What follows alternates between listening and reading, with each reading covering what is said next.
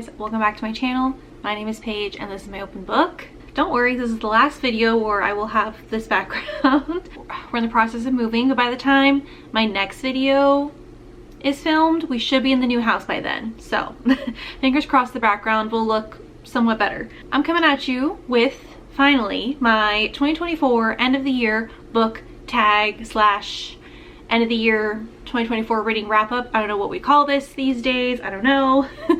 But this is gonna be a long one, so grab a drink, grab a snack, and let's get into it because I'm sure you're not gonna be surprised, but I definitely have more than one answer for like every single question. So buckle up. Okay, I feel like the tag questions have changed, but I'm just going off of the same questions that I did last year in 2023. I'm just doing the same ones for 2024. So I don't know who these questions are from. This tag is all over YouTube, so I really have no idea where it came from, but you know, it's fine. Okay, first question. We're not starting off on a positive note. Most disappointing read of the year. I have two answers for pretty much like every question. Some of them have more than two. Listen, I read too many books this year to narrow it down more than that, okay? I did my best. Most disappointing read of the year. First, I technically DNF'd this book, but I feel like it deserves to be mentioned, unfortunately. I Feel Bad, Flyboy by Very Scott. Now, this is from her Not Safe for Work or Not Suitable for Work series. I don't know why it's called that because it's really not that like taboo or forbidden, but I don't know. The first book was one of my favorite reads of 2023 called Grease Monkey. I love that book so much. And the second book also came out in 2024 and I loved that one, Shutterbug. This one I had high hopes for because I knew I liked Barry Scott's writing. I liked the world that these characters were in, and I knew about this character because he's the older brother of the other characters and he's a pilot, and I knew this was going to be like an age gap, like kind of forbidden because the female main character is his client's daughter. Normally I would like that. I like age gaps, I like forbidden romances, and I was very intrigued by the idea of this pilot finally getting his romance because you do see him in the other books. But this one just really let me down. The female main character I think is in figure skating or something. I honestly don't remember what caused me to just DNF it. I think it was when they were finally hooking up and something about it gave me the ick, and I don't know, this one just wasn't doing it for me. She wasn't doing it for me. But it was very disappointing because the other two books were so good, like some of my favorite books of all time. So the fact that this didn't live up was like such a huge hit for me. Like I wasn't expecting it at all. So that was kind of a letdown. I DNF'd that one. This one I did finish, but kind of a similar setup where this was the third book in a series. I loved the first two books. It's a hockey romance from Stephanie Archer. And this was definitely my most anticipated book of the series because I thought it was going to be more of like a love triangle situation because these characters are featured in the other books because the male main character is best friends with this couple, but you can tell he has feelings for the female in the couple. And this one basically starts off with she was engaged to the friend, but then the engagement is now broken off and she's gonna live with the male main character and they get to have their romance. And I guess I was expecting more angst and tension and more like drama. This more so felt like a cutesy friend, like high school friends to lovers. It kind of gave me more that vibe. So I think I just went into it with the wrong expectations. Maybe if I would have had a better idea of what it was going to be about, I would have liked it more. But again, this was just disappointing because the other two books like really stood out.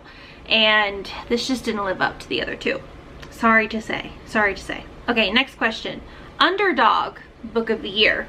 So for these I was thinking of like books that people didn't think were gonna do well, books that I thought like weren't gonna be for me, but they actually ended up being standout. So the first is Road to Ruin. This is not usually my thing because this is more like sci-fi, kind of like Mad Max inspired.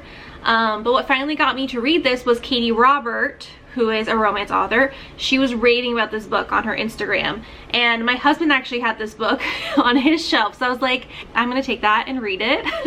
And it was actually really, really good. I gave it 5 stars. The characters were really intriguing and there's definitely like an interesting dynamic, and she's going to basically rescue her friend who is a princess because for the past God, I don't even know how many years, but she has been transporting letters between the prince of one city with the princess of another city, and she has been transporting letters back and forth between the two of them because they have been in love. It's kind of like a love triangle square thing going on. There's just a lot of layers. There's a lot of layers to these characters, and then you get other characters that pop up. Like one of the reasons why she's gonna rescue the princess is because she's supposed to be married to this other guy. He's also kind of in on it, like obviously trying to get the princess to come back. And then you have this other character who's kind of like a bounty hunter kind of character, and then you realize that character is also kind of interwoven in the story somehow. Yeah, the plot is so intriguing. I've never read anything like it. This really threw me for a loop. And the world building was a little confusing at times, I will say, but that's just because I personally have not read a lot of sci-fi. But once you get into it, you're totally hooked, and you're just like very invested in these characters and like what's gonna happen. And the world building was very interesting and unique. So this is definitely an underdog for sure. Next was Breakup Tour by Emily Wibberley and Austin Siegmund Broca. I'm not a Swiftie, sorry to say. I have nothing against her. She's super talented, but it's just not like my personal go-to music, okay? I do love a good rock star romance, but this was more like pop star, so I didn't know if it was gonna be up my alley. But I do love this writing duo. I've read other books by them and I was obsessed. So this definitely was an underdog for sure. This was one of my like 6-star reads of 2024. Just the way that they use music to like tell their love story, and yes, like it's clearly inspired by Taylor Swift, but maybe because I'm not a Swiftie, like if I didn't know any better, it doesn't have to be Swiftie inspired, you know what I mean? I don't know. If you're a Taylor Swift fan, I don't know how you would feel about reading this book. If you have, let me know. But yeah, this is definitely an underdog, and you'll see in a future question this book is going to come up again, so you'll see why this is definitely an underdog. Not just for me, but apparently for other people too. I don't know. Okay, next question. What book was overhyped? I think I'm going to piss some people off with this question. I'm going to ease in. We're going to ease in. Okay, the first one is not that bad. Sovereign. This was one of our book club picks. In the book club I have with Katie, the Thrilling Romance book club. We picked this, and because it was like so hyped, especially on Bookstagram, like everyone was talking about it because it was like dark cowboy, you know, Yellowstone got really popular over the past year or so, so everyone was like freaking out about this book. Y'all, this book is not it. Oh, I just realized I'm wearing a Yellowstone shirt. So clearly that is my vibe. Like, I do love Yellowstone, I love a cowboy romance, I love a dark romance. This does have like a BDSM, like dom sub relationship in it, and I have read a lot of books with that before, and normally it's right up my alley. This author's execution was just not it. Just was not it. I don't understand why people are still hyping this book. Me and Katie were like totally flabbergasted that we are like in the minority. I don't know. This book definitely gave us the ick. The way this guy talked and like the sex scenes, just like I don't get it. I don't get it. If you like it, I think that's great that you were able to like this book. I just couldn't get past certain things, and that's just how reading is, you know what I mean? The other one, I haven't found anyone that agrees with me on this one, so this one's kind of more of an unpopular opinion. Bourbon and Lies by Victoria Wilder. This cover I'm obsessed with, okay? I really wanted to like it. I really did. I really did. This is supposed to be like romantic suspense, whiskey distillery, ranch kind of setting.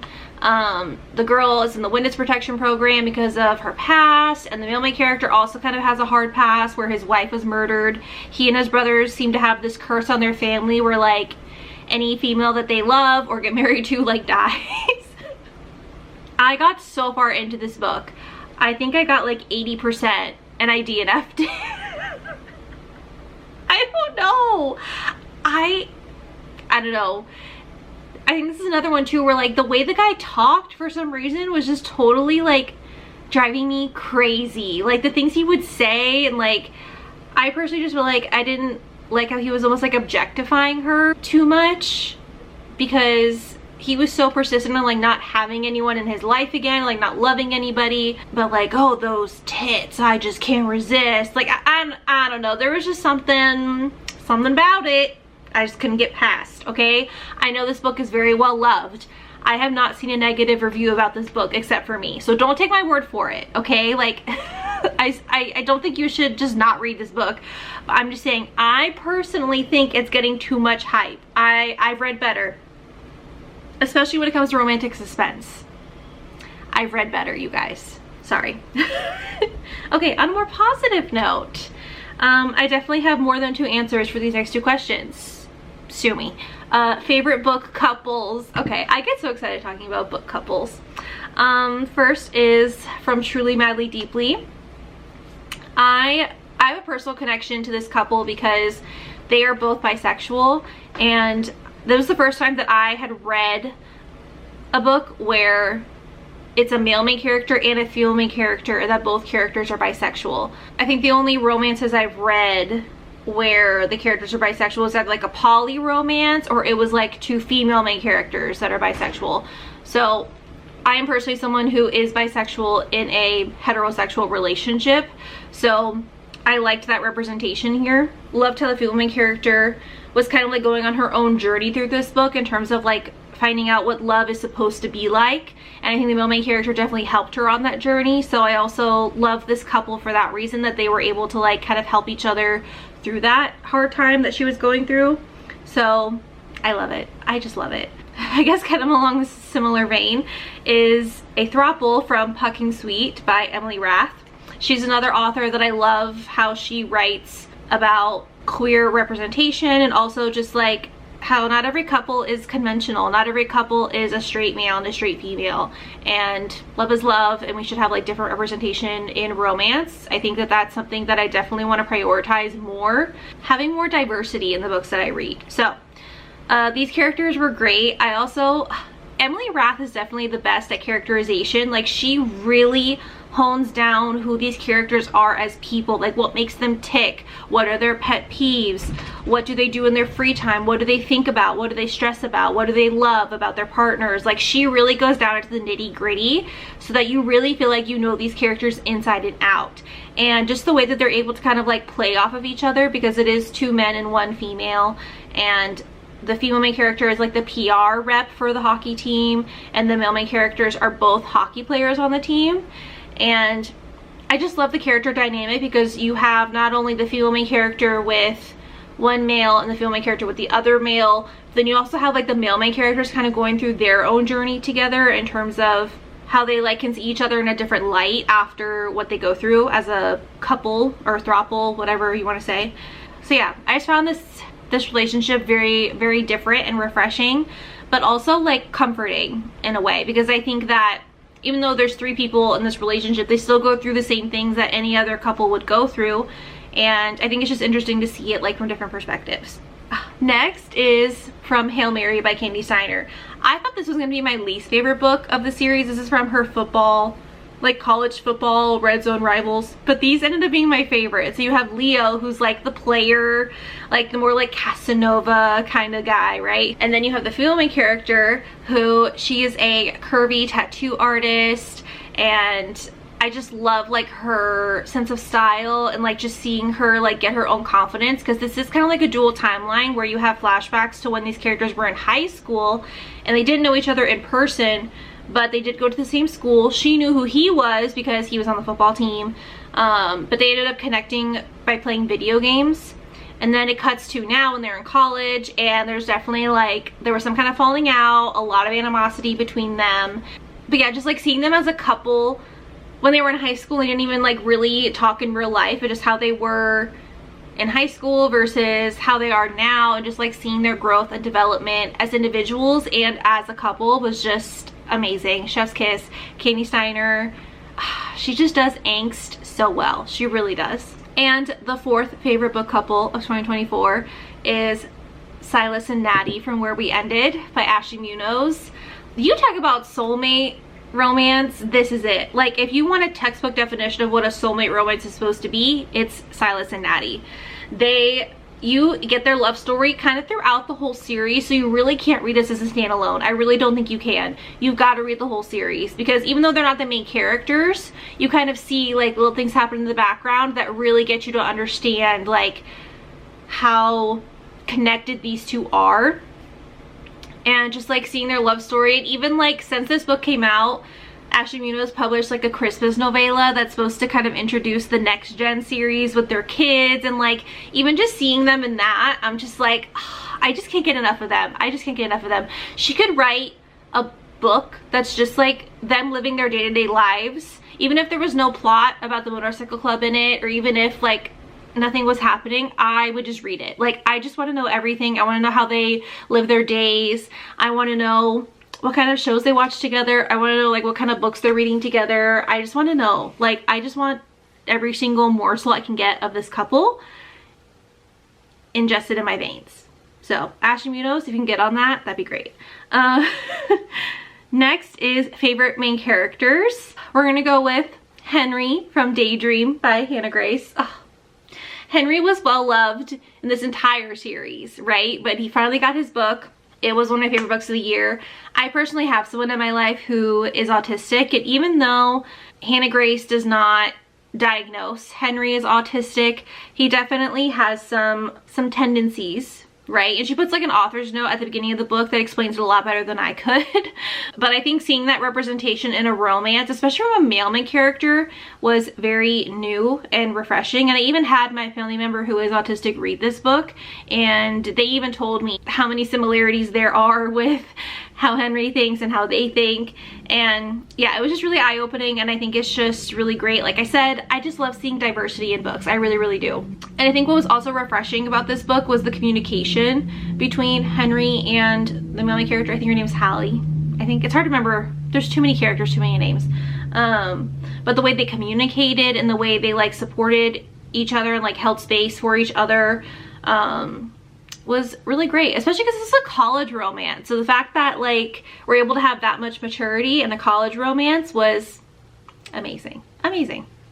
Then these characters literally live rent-free in my brain, and if you read this book, you know. The Devil Himself by B.B. Easton. This book came out in 2024, and it's the sequel to The Devil of Dublin. I feel like I can't give too much as to why these are my favorite characters, but if you know, you know. The way that she was able, B.B. Easton, the way that the author was able to connect book 1 and book 2, and to have these characters be just as substantial, and to have them like be individual, but at the same time like also have connections to the original storyline, I think was just so beautifully done. I love how she was able to have these characters be so real, but at the same time there's almost like an air of fantasy kind of surrounding this story in a very, very, very unique way. If you haven't read this book or the first book by B.B. Easton, you really need to. Like, it's such a unique experience that I can't even explain it to you without spoiling it, and you just have to go in blind. You just have to go in blind. These characters will literally just like be part of you.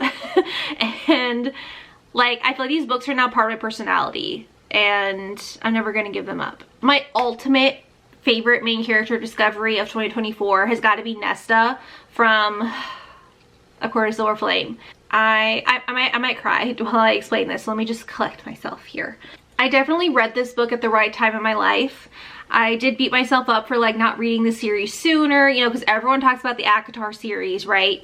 But I really think that I read this book at the time that I was meant to, because the way that Sarah J. Maas uses Nesta's story to talk about like female empowerment and just like how important it is for us as women to get our power back. I'm getting chills, especially the fact that I read this in 2024. I'm sure you know what I'm speaking of. It just had such a revolutionary feeling to it, like reading this as a woman.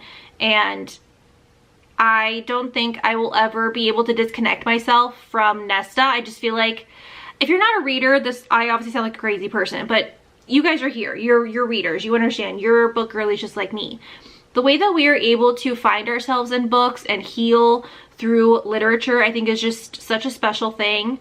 And this book reminded me like why we do this. You know what I mean? I think that as readers, we kind of get swept up into like, oh, reading what's popular, and let's go with the hype that's on Book Talk right now, and like, oh, like what's the steamiest book I can read, and what's got the best sex scenes in it, and which book has the hottest guy on the cover. Like, yes, I love all that stuff too, don't get me wrong, but at the end of the day, reading also empowers us, and this book definitely takes the cake for that.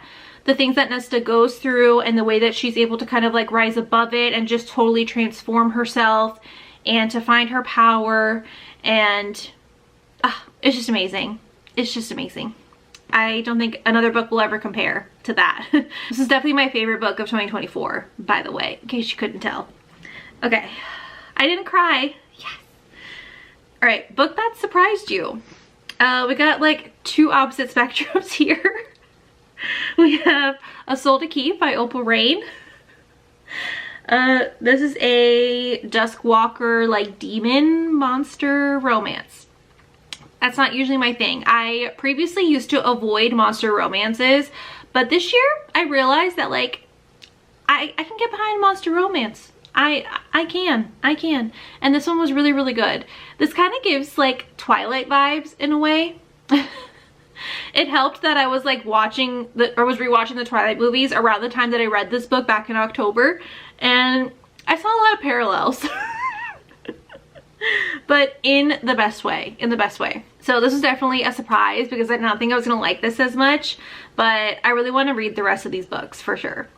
And another one that surprised me from the opposite end is You with a View by Jessica Joyce. I thought this was gonna be more of like a chick lit, rom-com, like fluffy kind of thing, right? I didn't think there was gonna be much substance to this book. I didn't think I was going to like it as much as people were saying like how good it was. I don't know, but I got it from my library and I ended up having to buy a physical copy because I couldn't annotate the library copy and it was driving me crazy. I probably still have pictures in my phone because I was just taking pictures of all the lines I wanted to highlight. So I ended up having to buy my own copy because I just love this book so much. I love the way that she was able to weave in dealing with grief into this love story. And yeah, I just loved her writing style. It was very emotional, but also like uplifting and reassuring. And yeah, I definitely want to keep reading more by this author.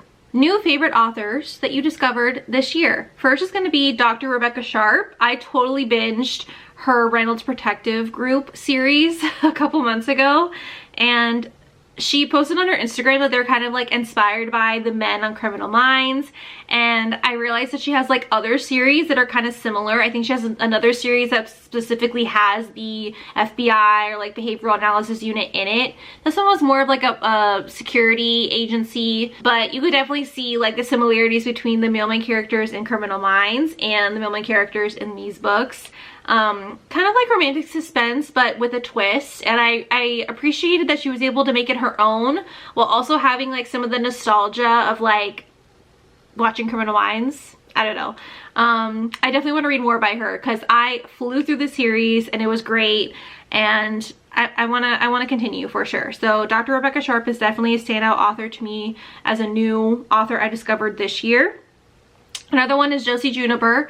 Unfortunately, this is her only book right now. This was her debut novel, but I'm definitely watching out for when she publishes more because her voice was so unique. I just love her banter that she was able to put, not even just with the romance, but also just like how quippy the characters are in their own right. And I love how she kind of took like a woman in STEM kind of approach, but with a twist, because in this one, the female main character, she's an engineer for a Formula One racing company, and the main character is a driver for that company. So this one was really, really good and also really emotional. She was definitely able to like weave in some heavier topics. Yeah, her voice was really strong, and I want to read more by her as soon as she publishes more. Okay, next is Happiest read. I'm gonna go with Paradise Problem by Christina Lauren. This is just like the epitome of like what you want a rom-com or like summer read to be, just super light and uplifting. There's great characters, you're like laughing out loud, but the romance is also really, really sweet and hot.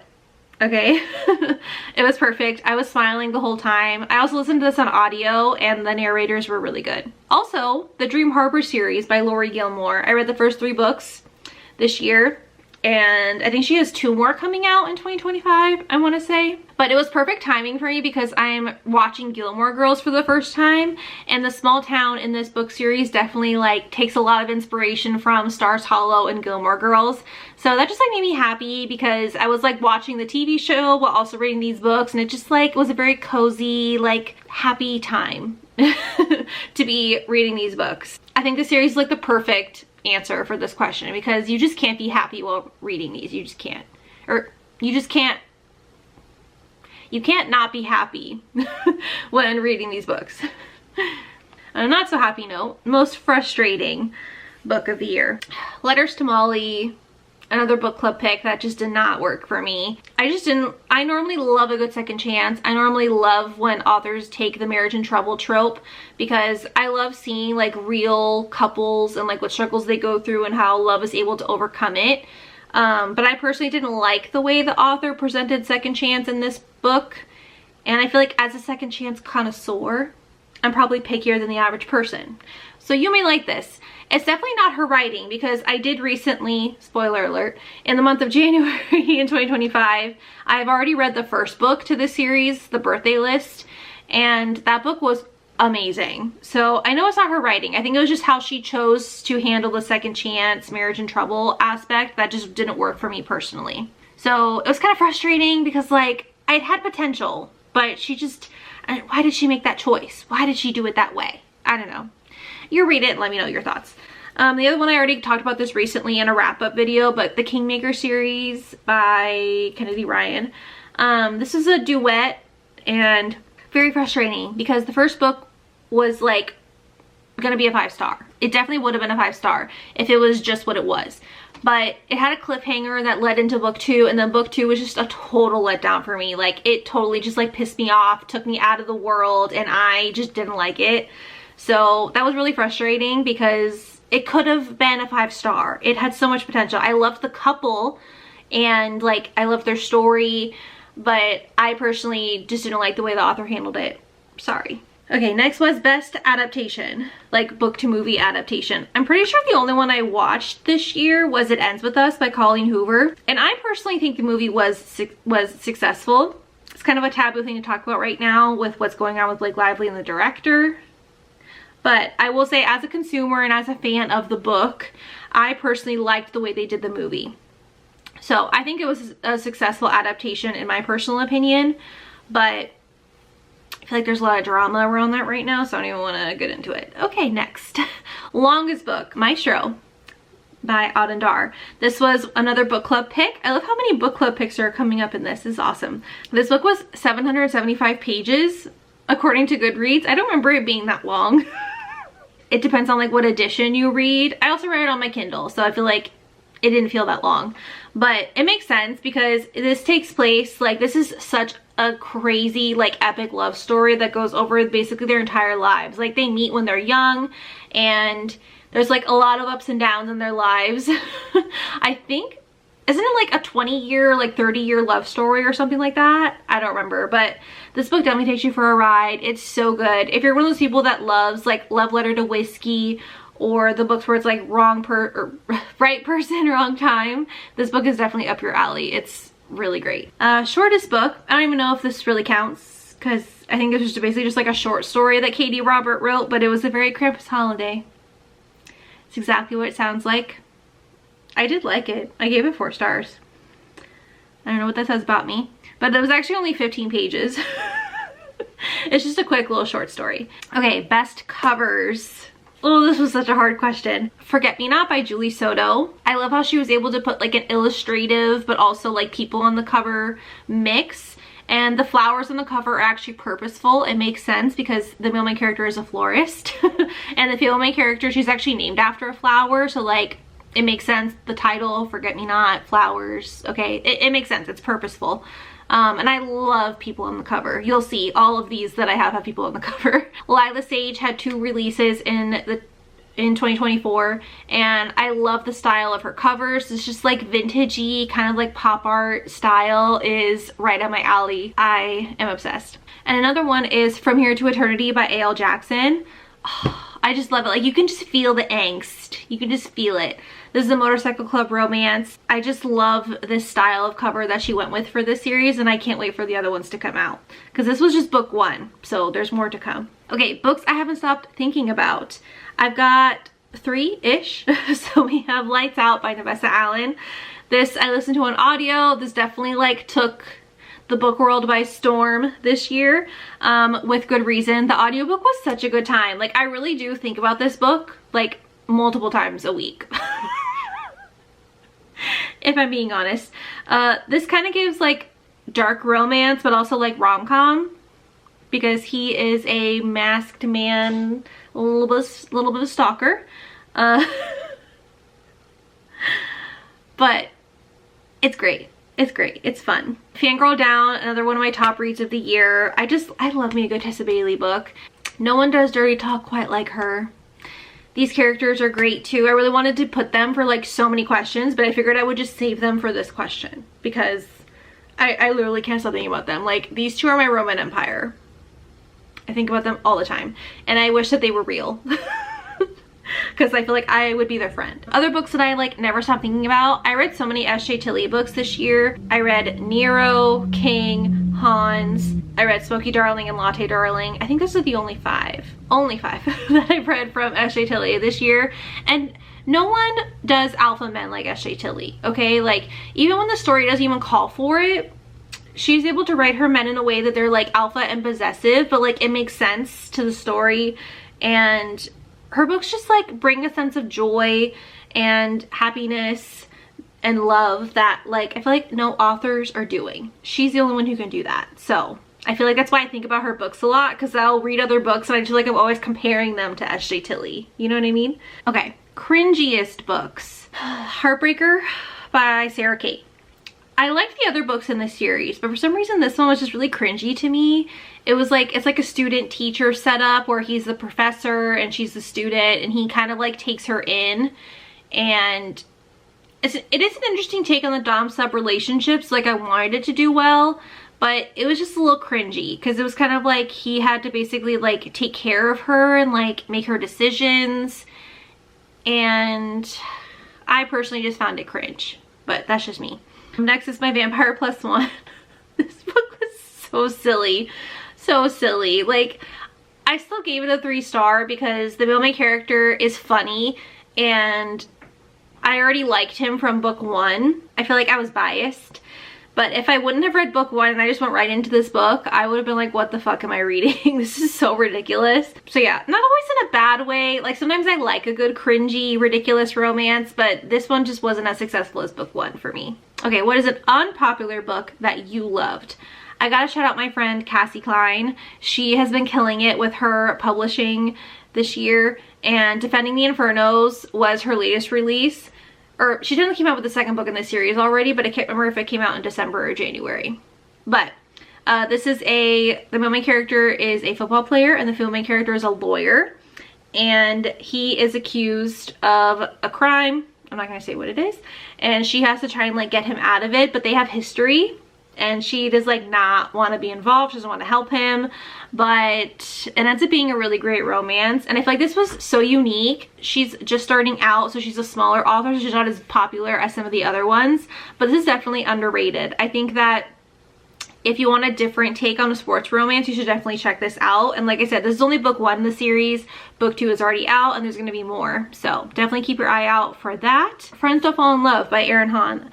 I haven't heard anyone talk about this author. I haven't heard anyone talk about this book. I randomly saw it in my library and I picked it up. A really great take on a rock star romance in my opinion. The female main character and the male main character, they had like a friends to lovers kind of thing going on, but she was with another guy. They were in a band together, so there was like drama and like fallout with that. And now it's like years later and things are happening again. I love, the reason why I love rockstar romances so much is I love when authors take music and make it part of the story. That's just like a micro trope that will always do me in. I love it. I love it. This totally checked all my boxes. It's friends to lovers. It's kind of giving second chance. And like I said, the music aspect was so well done. So well done. And it gives like small town vibes too, because I'm pretty sure she was like a country singer. So super successful. Definitely a hidden gem. It's not popular at all. I don't see anyone talking about this and I wish more people did. Okay, highest and lowest rated on GoodReads. The highest rated thing that I read was the Fourth Wing graphic audio. This has a rating of like 4.75, which is crazy. It is very well done. I love a good graphic audio. I know people are like giving them a bad rep right now because someone realized like how much of the story gets cut out in a graphic audio. But I like to read and listen at the same time. So like if I notice that they skip a chunk, like I'll just pause the audio and like catch up in the text. I don't know. I personally don't find it that bad. But again, I like graphic audio specifically when I'm either reading the book at the same time or if it's a reread. So in this case for Fourth Wing, I listened to the graphic audio as a reread. So I already knew the story, so that's why it didn't upset me that stuff was missing. I don't know. I don't think it's that big of a deal. I don't think they take out big plot points. It's more so just like the filler stuff that they take out. So I don't know. We'll see if that actually has merit or not. But this was the highest rated at 4.75. The lowest rated, which this is crazy because I picked this book for Underdog not knowing this would happen. The Breakup Tour. This is only rated a 3.15. So I guess the Swifties do not like it. I'm sorry. But I'm not a Swiftie and I loved it. So I don't know what that says about me. Okay. Oh, favorite book quotes. I love this question. Okay. I literally have a note on my phone with like, I'll just pull out some of my favorite like lovey-dovey romance quotes and I'll put them in a note on my phone. So I had these ready to go. The first one is from A Court of Mist and Fury. But I would glow. For him, I'd glow. For my own future, I'd glow. I unleashed that light in me, letting it drive out the darkness of what had been done to him. I love it. I love books. This next one is from Watch Your Mouth by Candy Steiner. I made her feel safe enough to not have to fake a smile. That girl has been looking for a safe place to break for her entire life, and I gave her one. You guys, I love love. This last one is from Devil of Dublin by B.B. Easton. He's reading a quote that someone else wrote, and it says, "May you be in heaven half an hour before the devil knows you're dead." And then he says out loud, Darby, the female character, was my half an hour in heaven. See, I'm telling you, it's just amazing. Next question, most unique concept. I'm gonna go with Killer of Mine by Alexis Grace. This is a reverse harem why choose, but it's like a serial killer's daughter with FBI agents, and she's like an undercover FBI agent or a cop or something taken in by these FBI agents so that she can help them find her father because he's back to killing again. But this has an interesting plot twist that I think was a really unique setup that I've never read before, so I liked it. It's A Fatal Affair by A.R. Torre. This is a thriller, and it definitely had a very unique setup. I can't remember which parts are on the back of the book, so I'm just gonna tell you what I remember why I picked this book up.